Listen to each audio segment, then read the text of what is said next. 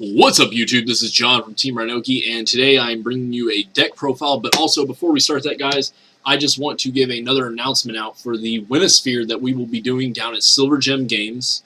It is just south of Fort Worth, south of Burleson. It's Joshua, Texas. I know it's a little bit in a secluded area, but it's a really great spot, guys. It is one of the few areas in the DFW that has consistent DBZ tournaments, and we have a consistent turnout out there. They'll be hosting a Winosphere tournament on August 28th, guys, so I look forward to seeing everybody out there. I did a video just kind of saying what it was, and, you know, that they plan on, if we get enough people, after we go to Top Cut, depending on how many Top Cut goes for. I know they're shooting for a top 8, but again, it'll all be on how many people they have. Last time we came in just around 15, maybe a little under 20. And I forget how many exactly for the last tournament they had, and we just did a top 4. This time around, guys, I know he's trying to make it a bigger tournament in the sense of just more stuff there for y'all taking the time out of your day to come down there. I can't say exactly what he plans on doing till it's up on the website, the post about it. So I can't say what he's doing or things like that. But he is planning on doing some pretty cool things, guys, so I do look forward to seeing all of y'all out there. As soon as we get updates, guys, I will be the first to let y'all know. I will make a video with the link with the current updates. Look below, guys. I'll have the video link in the description to both Silver Gem's Facebook page and to the post about the Winosphere tournament. Again, guys, August 28th, so I look forward to seeing everybody out there.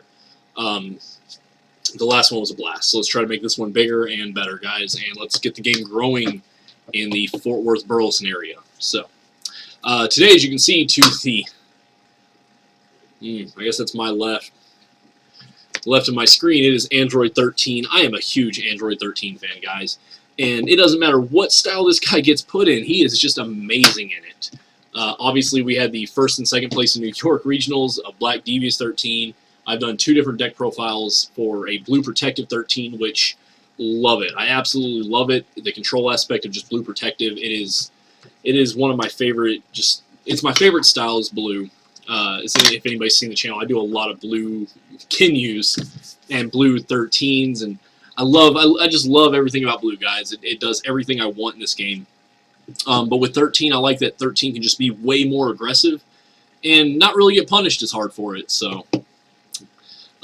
Anyways, this is going to be a Red Enraged 13, which apparently is a pretty big hype, guys. It is insane what this deck can do. It can just go from 1 combat. It can be all the way at level 4 with a few anger if you draw the right hand. It consistently gets to level 3. In all my locals, I only have 1 loss with this deck so far for the locals that I've been to. I am looking forward to some bigger tournaments to play this. I'm not sure if this is what I'm going to play in the Winosphere tournament. Just for the simple fact of people kind of expect this. I might dust off some Tag Team Ginyu for that. That is what took it for me last time, so let's see if we can do a repeat with that. But I just love the fact that this deck consistently gets to level 3. It has a good matchup with everything. Wall breakers don't really slow it down. There's so many ways to just rip Wall Breaker off you. As you just saw flash over, his level 3, probably one of the most busted abilities in the game. I don't want to say well, busted's probably the wrong word. Overpowered, maybe, just in the sense that it shuts off the masteries if they have continuous effects. That is an insane thing. But his level 4 is just so much sweeter in the way you run, or at least the way I'm running them, because you have so many freestyle attacks you can take advantage of. Okay, skip. Your opponent is going to keep skipping his actions. So you have the ability to enter in combat, force them to skip their first action, level up. Oh, let me keep hitting you with these freestyle attacks, but just win the game before they have a chance to respond. It's really, for Red Enraged, I think the level 4 is even more it just works so much better because you get that last push at the last second, guys. But again, it's all on how you build the deck. So we're going to show mine off. Again, guys, with any deck profile I do, like, subscribe, comment below. Leave me your comments on the deck. I would love to know what y'all would do, what you wouldn't do, changes, stuff like that. Ignore the mess in the background, guys. This is all a work in progress. Hopefully this will all be upgraded here soon. I know at the beginning of this month, I said it before, I was going to get a new camera, but priorities shifted. So the start of August, I will be getting a new camera. Mid to late August, I'll actually be out of country for a little bit, vacation, before I start my actual full semester back. But so hopefully there should be some changes to the channel as far as like what y'all see in the background, my workspace, and the camera I have for this stuff. So hopefully, I know for a fact I'll be getting the camera though in August. So I'm not sure when the next video I will make with it will be, but because there's nothing really coming up between now and August unless I get some brainstorm idea of, oh my god, fun deck, guys. And I know y'all are probably tired of hearing me ramble on, so let's go ahead and get into the deck profile, y'all. Alright, so as we can see my awesome Air Capital Clash Top 8 mat I won at Mana Beast actually held that tournament up in the channel Mana Beast. They hosted this with Battle Station Gaming up in Wichita, Kansas. It was a blast, guys. I had a blast. I would, in a heartbeat, I would drive again. It was only a 5-hour drive. It wasn't too long. I wish I could have made it to the top 4, but I got top 8. So as far as I'm concerned, I got 5th because I went in at number 2. And yeah, all the people that were that lost in top 8 with me were all people I beat out of top 8, or in Swiss, not out of top 8. Sorry. So, anyways, my cute little active player card there. The awesome mastery that is Red Enraged. Level 1, Level 2, Level 3, Level 4, my Ginyu attack table. These are all things, man, that glare, guys. I will be so happy when I get a better camera and a better situation to start filming these and make them look a little more professional. So I'm hoping to, just make this channel as a whole look better. But y'all have seen these before. There's no need for me to go over their abilities. I may talk about like just some interactions with things and combos you can do with the deck, but I don't really need to go over their abilities. So first off, we're going to start with the allies. Obviously, I feel like these are the 3 main staples you need for allies in an Android 13 deck. It doesn't matter what deck, what style you are playing, you need 14 and 15. They each do something. 15 here, oh man, drill, buy, attach card, buy. You don't have to worry so much about red mule kicks or sagacious strikes, things like that, because you've got this little guy that can just rip it off you. You've got Android 14 when he comes into play, destroys like VTP. Actually, he is a quick anger gain when he comes into play. When you pull him out with your own ability on level 1, he equals 3 anger basically, and I will go over how you do that after I show you all the cards. And then 16, because the way this deck runs, you're not too concerned with getting hit with energy attacks. To be honest, you're leveling up so fast you don't care when you get punched. You are just going to selectively block the important ones that are going to hurt you, let everything else go through. They're not going to stage lock you just because a lot of your attacks just deal flat stage damage that are just amped by this guy. So you only run 6 energies in the whole deck, so you never have to worry about like, oh man, I can't spend this attack. But Android 16, he's just there to help you from being critted off of energy attacks or any kind of life card damage that you would actually take. My personal tech choice right now is Nappa. I'm not 100% sold on Nappa. I only run 5 total setups in this deck, so he doesn't really hurt me. But I did play a Saiyan Raditz deck, which, by the way, Saiyan Raditz, guys, is amazing. It can just do some really cool things. He kind of had a little bit of trouble just dealing with how fast I angered up on him, so that was a little bit of an issue.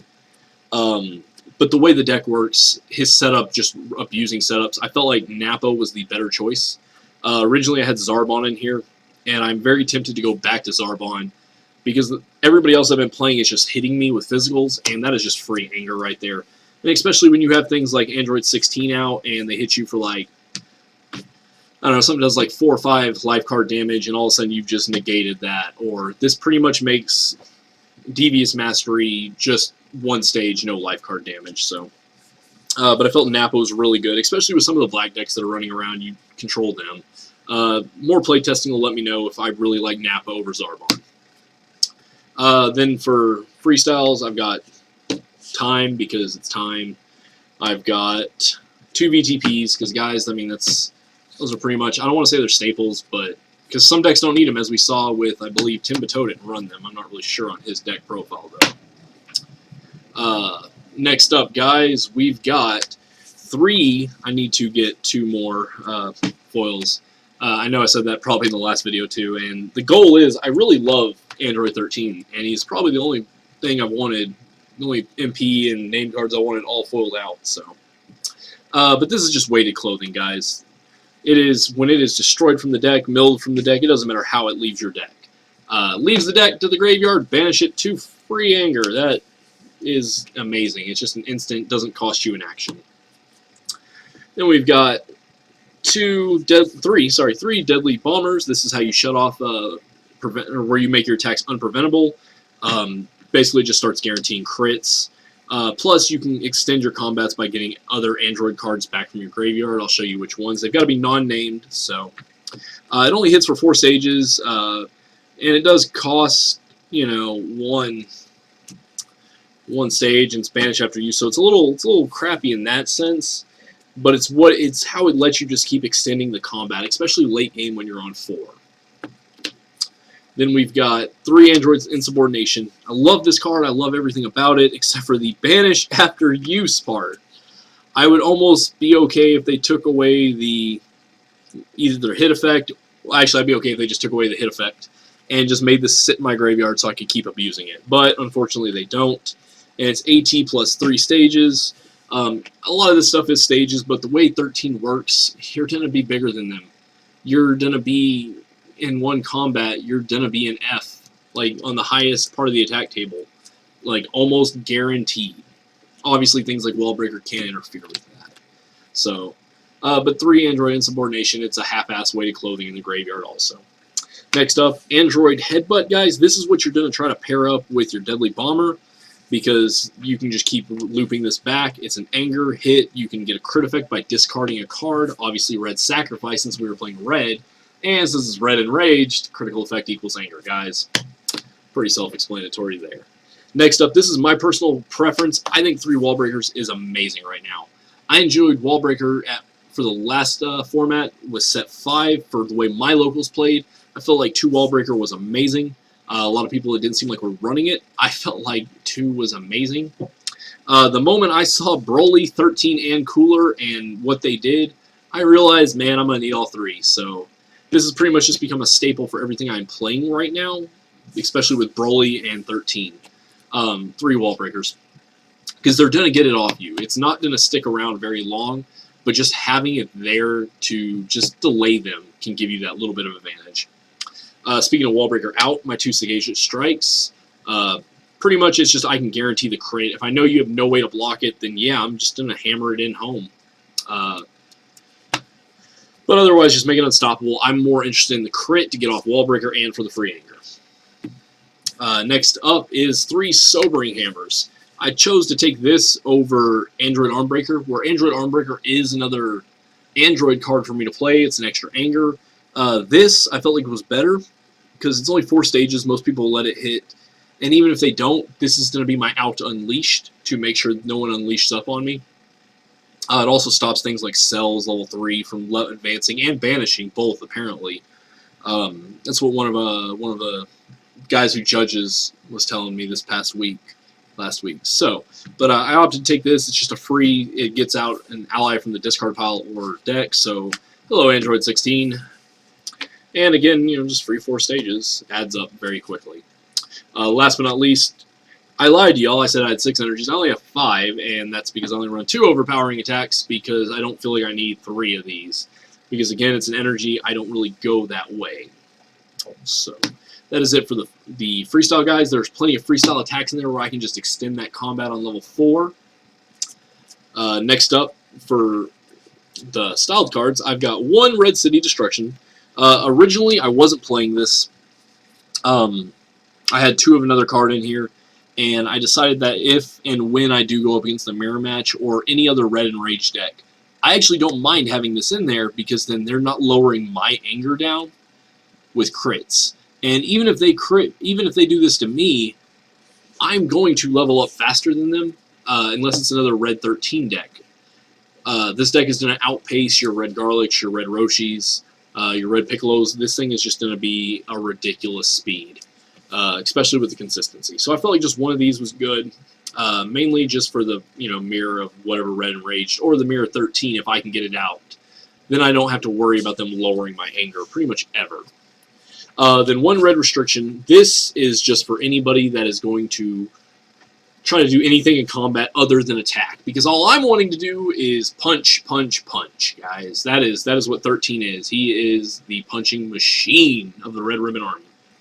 And pretty much you're only going to attack or pass for your action. So no setups, no abilities unless they're attacks. So pretty much that right there, guys, is amazing.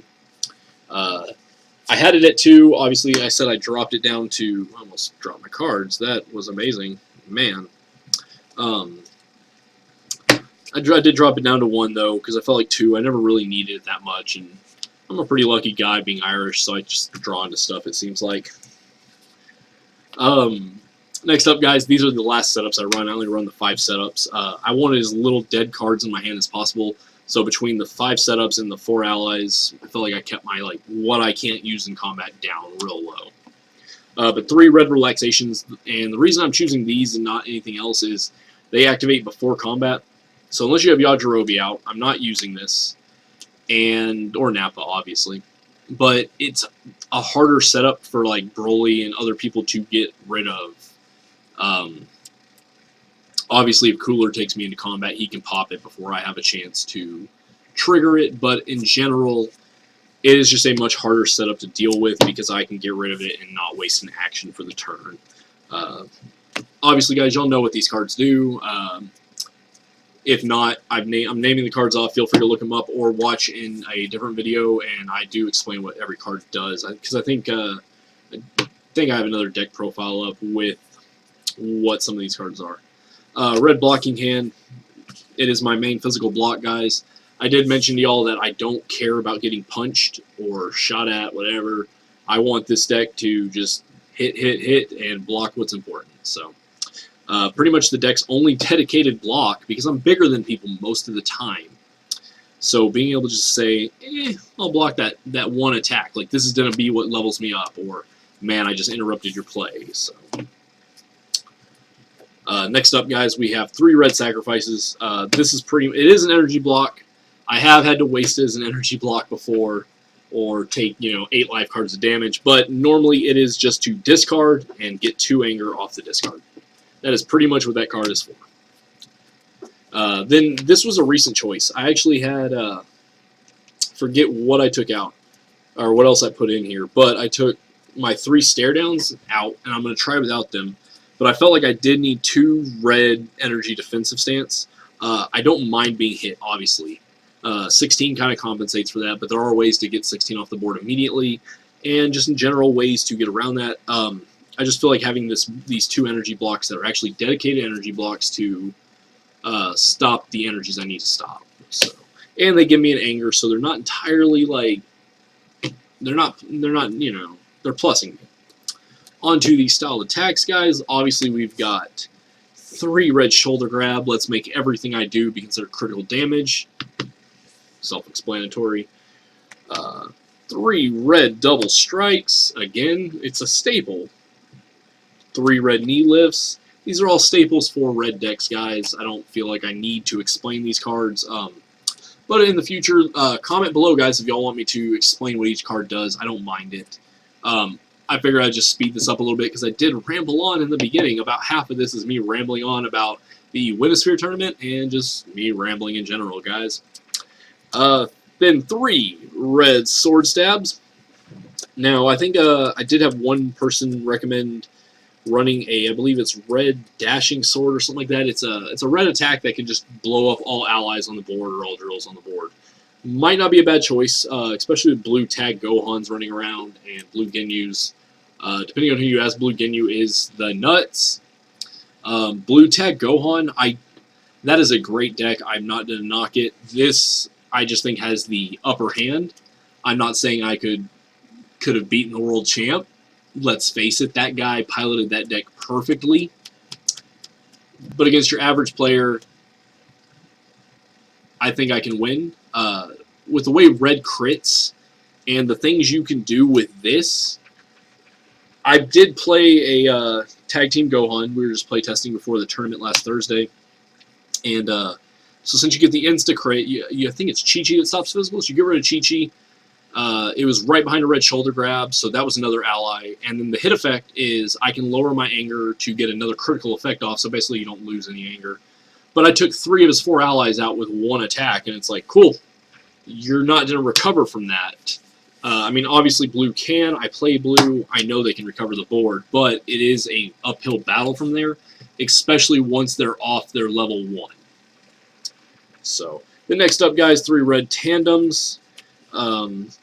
Some decks like to open with large hands, so if you have 5 or more, bam, let me get it. And if I have to discard it for my mastery, I get to draw a card, I believe, or just discard in general for card effect. Oh, it's by an opponent's card effect. So I guess really the Black Devious Mastery, if I haven't, had this in my hand, I can get, I believe, what is it, Anger and another card, so I don't really worry about that. But if you're playing, and you've got 5 cards in your hand, I get to go first. I'm just going to open this so I can just get another card in my hand, And last but not least, guys, 3 red mule kicks, another out to Wallbreaker. Wallbreaker obviously is the enemy of the deck. So between this, the 2 Sagacious Strikes, and the 3 red shoulder grabs, you've got 8 outs to Wallbreaker. Technically 9 if you count Android 15 eating it off you. So, anyways, guys, I want to just kind of explain what the trick is with this deck to level up. What you were hoping for in your opening hand is either, and this is just my opinion, and what has really just netted me the most anger. So obviously you start off on your level 1. Your level 1 is whenever you play an Android card, you get an anger. So both of these generate anger no matter what. So really you're hoping for one of these, that's 2 anger right off the bat. Then what you're hoping for is you swing with his ability, and it hits. Because most people aren't worried about, especially if you have a full hand, most people aren't going to be too worried about 4 stages of damage. And most people don't realize what's about to happen. But you are going to pull 14, sorry. Your effect triggers over that, you get an anger. Now you're up to 3. His effect triggers. You discard this to destroy a non-styled setup on board. Be careful, I've blown up my own, not paying attention. His ability when entering triggers. This goes to the graveyard. Then its effect triggers to banish itself for another 2 anger. Magically, you have just jumped in 2 attacks to level 2 at bracket E. And then what's going to happen is you're going to swing with this. Again, it's only going to be 4 stages if they haven't taken care of him. It's going to hit. They're going to skip their action regardless. If it hits, you're just going to go ahead and rejuve that Android card back into the deck. So, and then you get another free attack. Even better if it's paired behind something like Red Shoulder Grab or anything. So the deck just has so many options on how to level up. You can literally, it just feels like it is a ridiculous chance to hit level 3. Like, I think I hit level 3 like 90% of the time. That is kind of a made-up number, I'll be honest with y'all. That is a little bit of a made-up number. But I really feel like it has like a 90+% chance to just hit level 3 in 1 combat. I am really interested in the mirror match because I have not had one of those yet. At one of my locals, I am the only 13 player that I think consistently plays 13. And then at our other local where we have a much more variety of decks with things, both of them have variety, but one happens to favor things like Saiyan a little more than the other. But at the other local, we tend to see more random things. I guess they'd be random to me, not to them, obviously. So let's get this moved back up. But anyways, guys, that is my Red Enraged 13. I love this deck. As I stated, guys, I've only got 1 loss to it, and that is to a Namekian player. And the player is really good who is piloting it. And through the whole thing, it felt like I had control. But his energy attacks just... It was the first time I played the deck in a tournament. So I really wasn't too sure. And I felt like I had control, but I didn't really understand how important 16 was to the deck. To have him out just to eat 2 life card damage. Makes it much harder to be critted. Because I controlled the guy's anger. He didn't anger out on me. He didn't DB victory me. he was real hesitant to put Dragon Balls on the board with the way I critted. But he did beat me down and win by survival. Energy attacks, man, if I didn't have the blocks, so I added those 2 blocks in there just to stop the really important ones, and then I got to remember 16. So there were a few other things I needed to do the deck. I didn't realize how low of endurance I had. I did up that, thankfully. Yeah. So, anyways, guys, like I said, I'm John from Team Rhinoki. Like, subscribe, comment below on the deck. I would love to hear all your opinions about it, guys. Again, down below, guys, in the description, there'll be the link to the Facebook post for the Winnosphere tournament and for Silver Gem Games. Anybody that wants to come out there, we host our tournaments on Sundays out there. I believe it starts at 7 p.m. If you're in the DFW area and you want to play. Like I said, great shop, great group of guys. Everybody's real friendly up there. As a whole, we just want to expand the community. I would love to have more than 2 places to play this game at in Fort Worth, so that's just me personally, guys.